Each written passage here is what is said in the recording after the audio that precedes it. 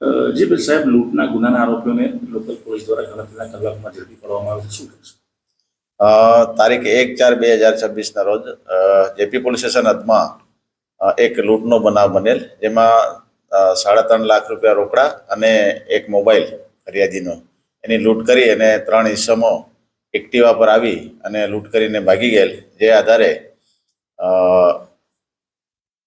જે લૂંટ અનુસંધાને ઉપરી અધિકારીશ્રીઓને જાણ કરવામાં આવેલ અને વડોદરા શહેર પોલીસ કમિશનર શ્રી નરસિંહા કોમર સાહેબ તથા સેક્ટર 1 શ્રી દેસાઈ સાહેબ અને ઝોન 2ના ઇન્ચાર્જ શ્રી ચાવડા સાહેબ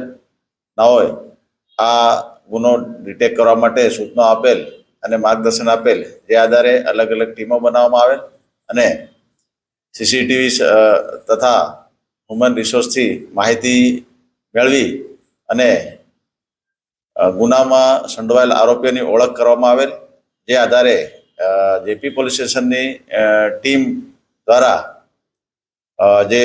ઓળખી કાઢવામાં આવેલ માણસો જે છે એમાં એક મિઝાન મહેમૂદ ફારૂક ખાન તથા બીજા છે અયાન ઉર્ફે લાલા એજાજ હફીઝ શેખ અને ત્રીજા અજ્જત તલ્હાભાઈ અયુબભાઈ ભટ્ટી નાઓને ઝડપી પાડવામાં આવેલ અને તેમની પાસેથી રોકડા રૂપિયા 1,10,000 જેવો મુદ્દામાલ